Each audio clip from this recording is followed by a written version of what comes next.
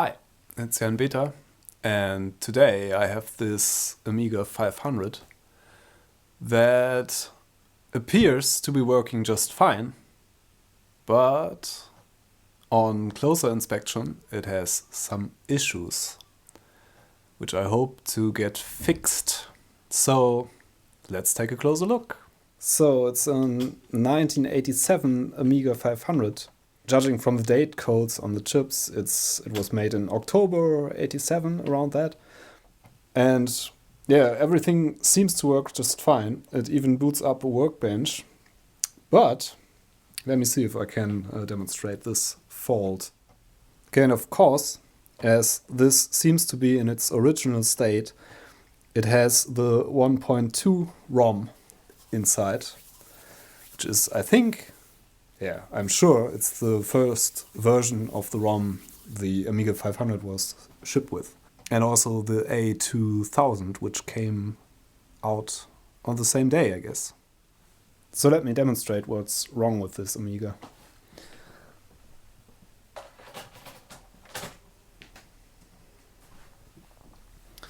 I'm booting up a game, Emerald Mine by Kingsoft, which is a game I used to play a lot.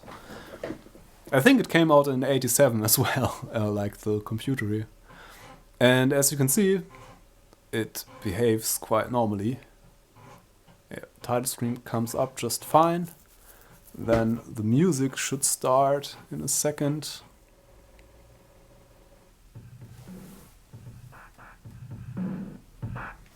Yeah, there's the music. And normally, when you push the joystick button, it's supposed to load the game and see what happens.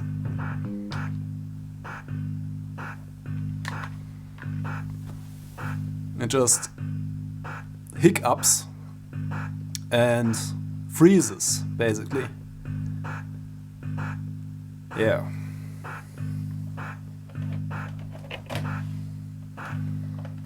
So let's reset this and see. I had a green screen before, which would hint at some memory problems. Let's reset it again, I guess. Yeah, and after another reset, it goes to this beautiful green screen, which flickers every once in a while. And apparently the Amiga has kind of color codes for the error messages if something goes wrong internally, and green means there's something wrong with the chip RAM. So yeah, I guess that might be the fault. I ordered some chip RAM, but it's not here yet, and I would like to change the electrolytic capacitors in this anyway. I'm aware that the electrolytic caps can be responsible for all kinds of weird faults. So I'm gonna give that a shot and change the electrolytic caps in this. I have already ordered replacement RAM, and I have already ordered replacement caps that were missing in my collection here. And the caps arrived first, so I'm gonna give the recap a shot, and maybe that fixes it even. And it has nothing to do with the RAM at all. Oh, and by the way, I'm using the power supply that I repaired in one of the previous videos, which I will of course link in here, because yeah, I love to have things connected, and that's what the internet is for, I was told. So here's the link. Yeah, let's open this up and see. I already removed the screws, of course, because I had a look inside before and it didn't work properly, so I left out the screws and kept them in a safe place. So of course I'm gonna remove all the connectors here and the keyboard. And if you remember the video this came from, it actually came from this box of stuff I bought on eBay for quite cheap. There were 2 Amiga 500s in there. This is the one that I thought was working perfectly, but as you saw, it has some issues. I will link in that video here. There's a whole bunch of other stuff in there, which you might find interesting if you're into Amiga stuff. So here's our main board. So basically, if you have the drive disconnected and stuff, you just have to, or just can take out the whole board altogether. I think. Yeah, there we go. So here we are. Here's our board. We have to remove the shielding that's on the bottom here, because otherwise we can't get to the solder joints. And you do that by, it's far easier than on the 1200. There's only these two screws connected to the on the RGB port here, on the monitor port. I think monitor is the label on the case. There's only these two screws here that hold the whole shielding in place. So let's remove these. Okay, excuse me if I don't get my special tool out for this little job here, because it's only two screws. I'm just gonna use my pliers here.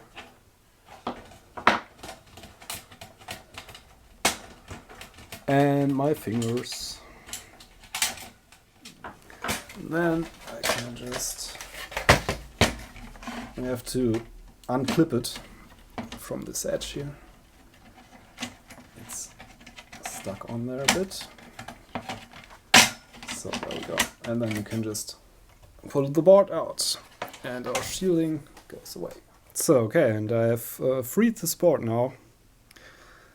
There are actually two RAM chips that look a bit darker than the rest, but I already checked and felt if they get any hot or stuff like that, which would hint to the fact that they might be shorted, but it can also be just lack of paint on there from the silk screening process. Maybe there's some slight color difference in there or something like that.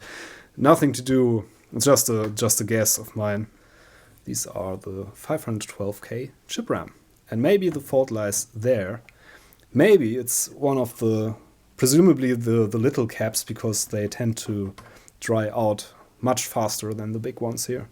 I have replacements for the big ones as well as for the little ones. And I'm going to replace all of them just because I can, and they have to go anyway. They are a little old, and it's not gonna hurt if I replace them all together.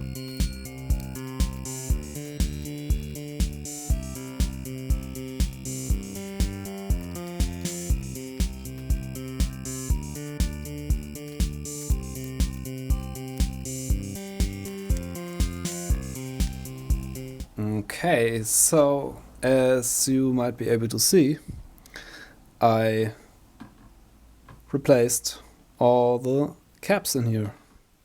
Yeah, I used Panasonic caps for the little ones, and apparently the 22 microfarad I only had a no-name brand, but it'll do.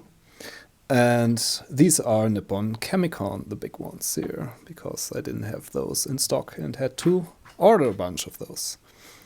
These are 3300 microfarad, 10 volts.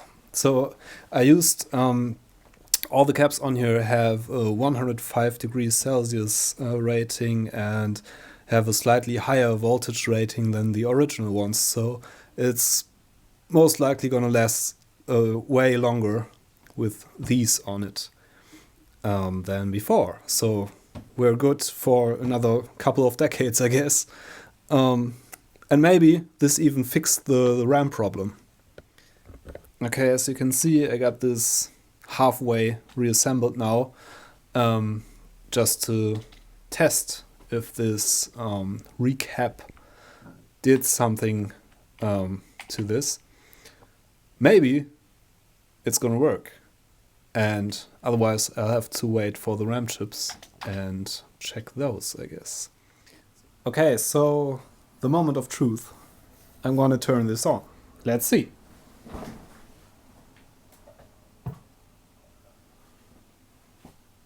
Gives a nice pop. And nothing exploded so far. So let's see, and boot up the game again.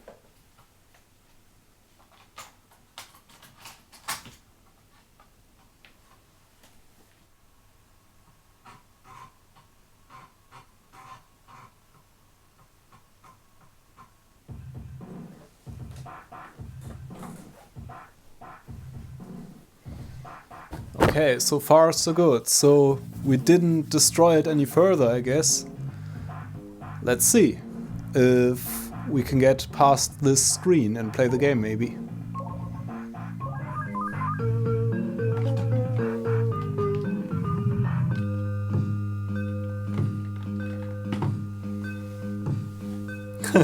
No. It's nearly the same behavior. It's changed for a tiny little bit, because it continues to play, I guess. Oh, this is horrible. So let's reset this.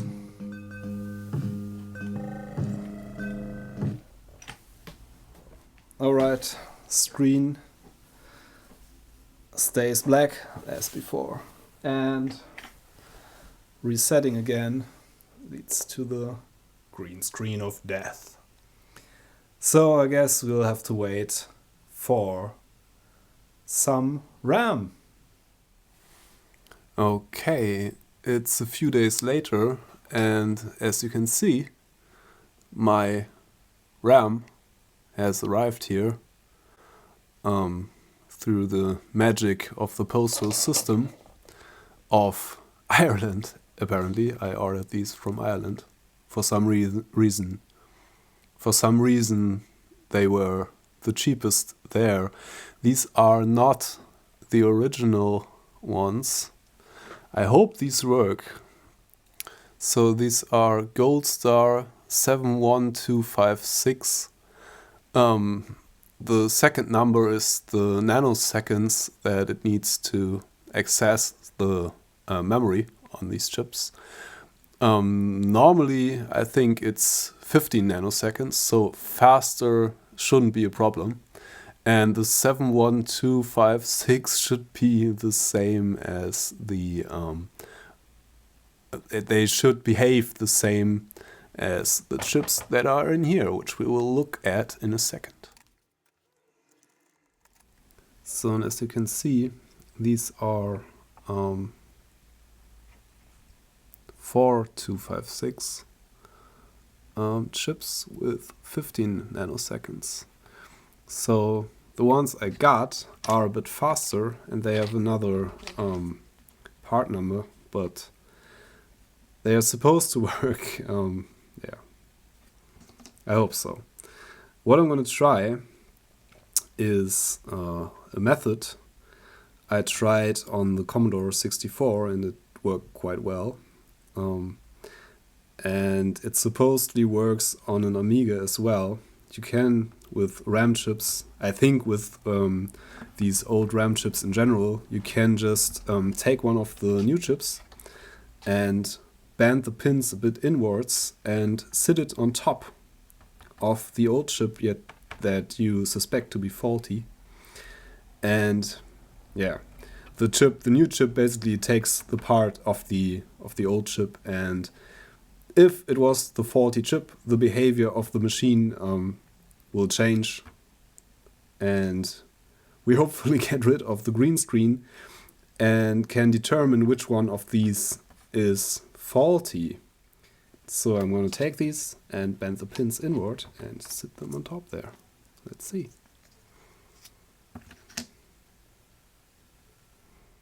So okay, I'm sitting this exactly over the legs of the old chip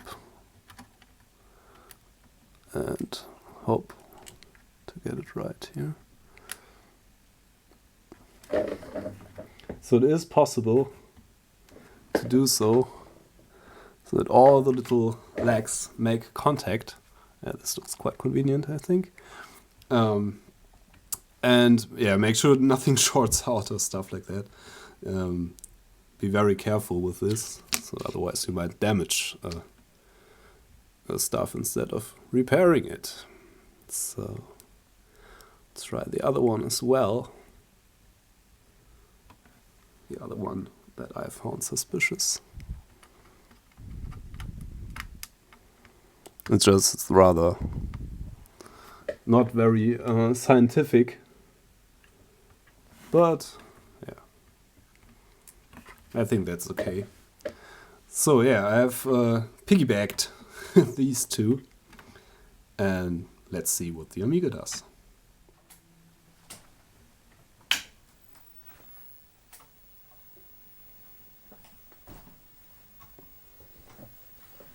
Yeah, and as you can see, it still works, which is a good sign, I guess. So these memory RAM chips seem to do what they should do, I guess. Let's see what if we have the same behavior like before.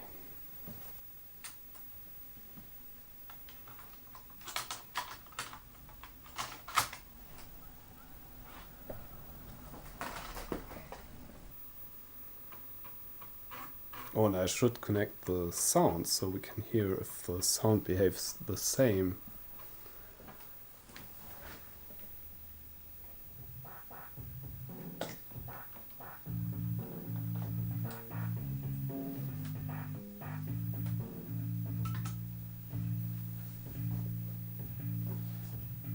No, exactly the same behavior. So I guess I'm gonna go through some chips there. So let's see if I can find the fault. I'm gonna fast forward this a bit, I guess. Let's see if after the second reset it still gives the green screen. That's the second reset I do. There we go. So let's try to piggyback some other chips, I guess, until we find the one. Or maybe it's more, I don't know. It's gonna be quite a time-consuming process in the worst case. Let's see.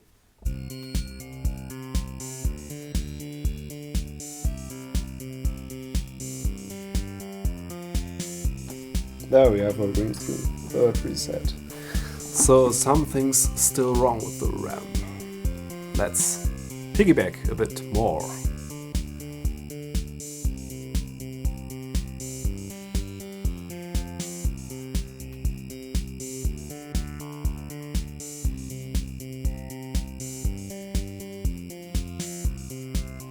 No, and it's still the exact same behavior. So, let's do some further tests, I guess. So our piggybacking of the chip RAM chips here didn't change anything basically. So yeah, I went on to clean the sockets a bit. Maybe something else is fishy there. I think I might try to reseat some of the chips and see if that makes any difference. Otherwise, yeah, we'll have to analyze this further. It could also be one of these control chips here, I guess. These are 74 logic chips that address the RAM chips, basically. Yeah, they could be faulty, and it could be that only one bank of these chips is used. So that may also be the fault, or that it fails sporadically or something like that. So yeah, let's I want to clean the sockets a bit at first, I think.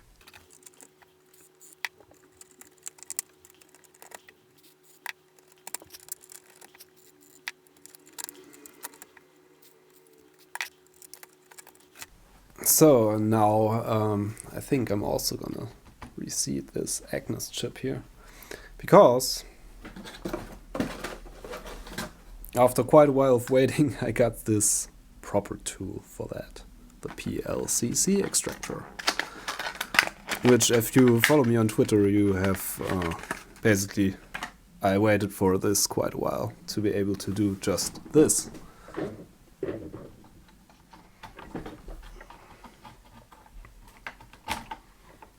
So here's our PLCC lifted out there, and I'm gonna spray this a bit.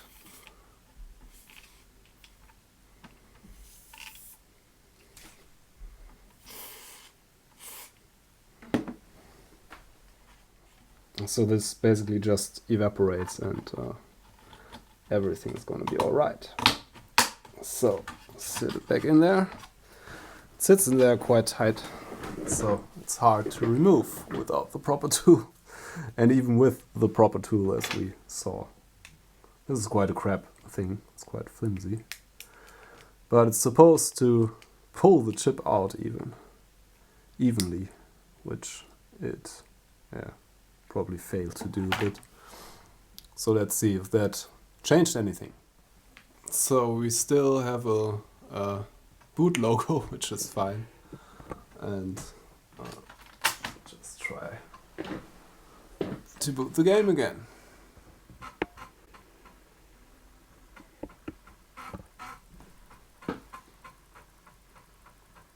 Oh, this might take a while, because if one of the logic chips is I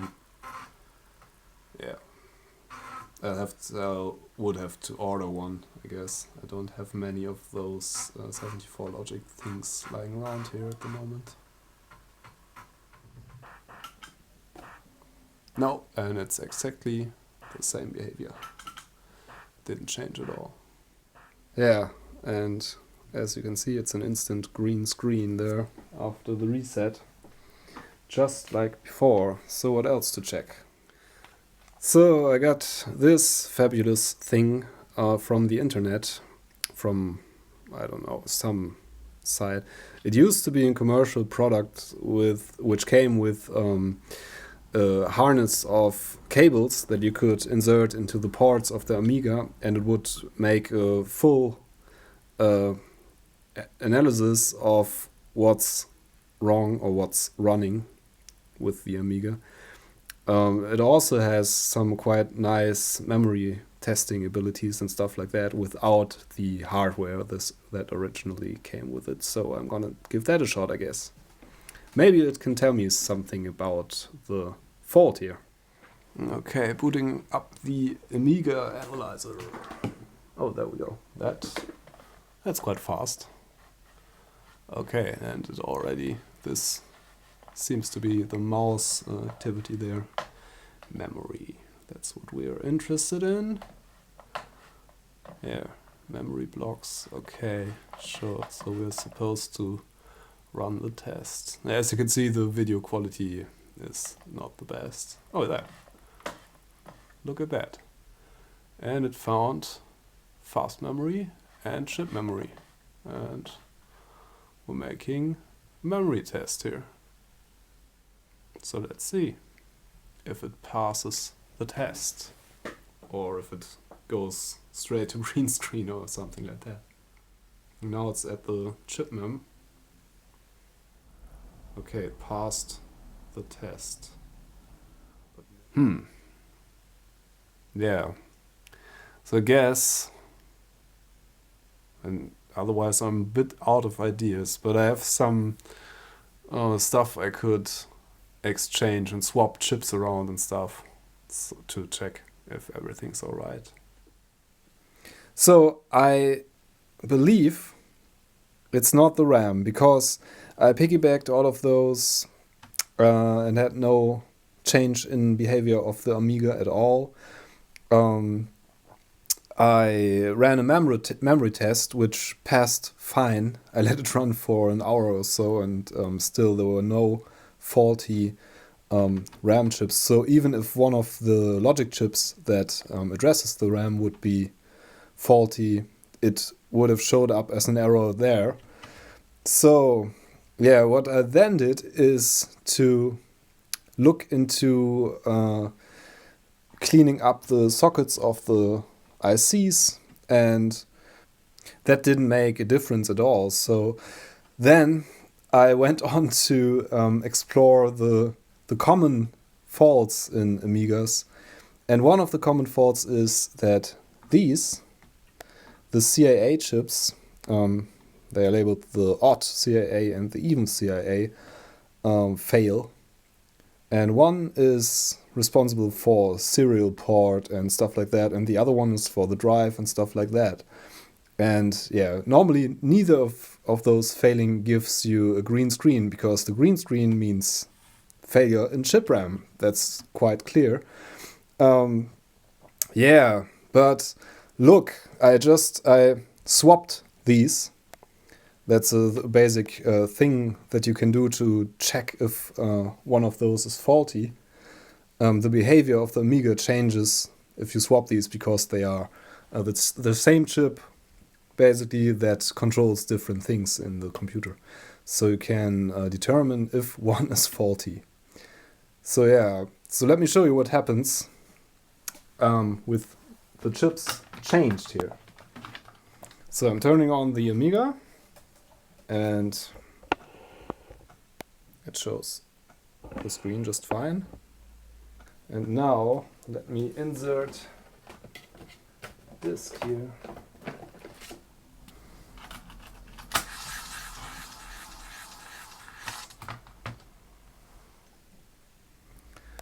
And yeah, as you can see, it doesn't boot the disk.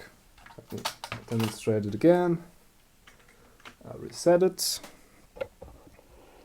and it resets normal, and I insert the disks, which happens to be a copy of Turrican, which is a nice game. And yeah, it recognizes that there's a disk in there and goes back to the boot screen and doesn't boot up.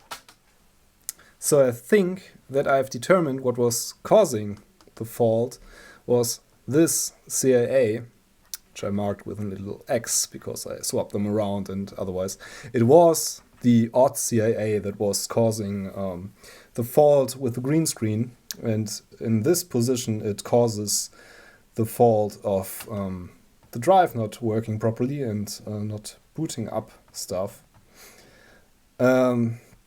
Yeah, so what I'm going to do is to swap this out with one of the CAAs of the other broken Amiga board I have lying around here, which will be in another video.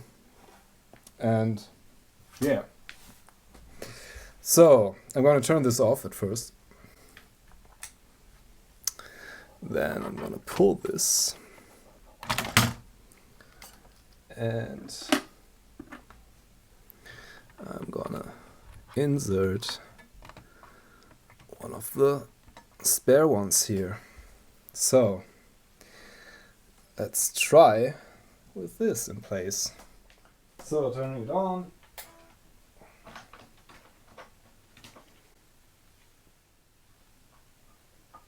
And inserting a disk here. Yeah, and there, boots up no problem. Yeah, and let's see if we can get any further than the boot screen here. I think this might have fixed it. Yeah, let's see. Yeah. And it's already a step further than before.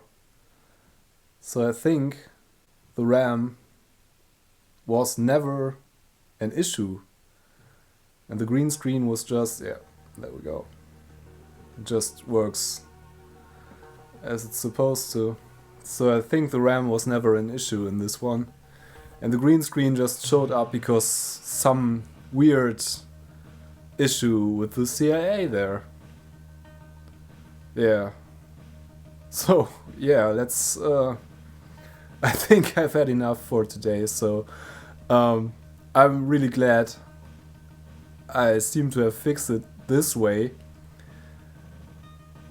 I'm a bit sad about all the time I wasted, but these repairs take their time and you have to check everything, I guess. I could have checked the CIAs in the first place, but the green screen made me think it was something to do with the RAM.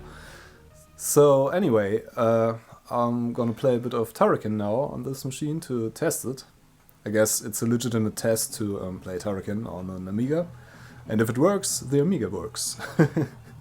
So no, I'm just kidding. I think this is gonna work. This seems to be the only fault that this has. So thanks for watching. Hope you enjoyed this. If you want to support me, there are links all over the place. I guess I'll link in my Patreon again. And my Patreon is also in the video description. And yeah, basically just give it a thumbs up if you like this. Subscribe to my channel. Share this. Comment on this. Anything is highly appreciated. Yeah, that's basically what I'm here for. So spread some love and see you in another video. Bye.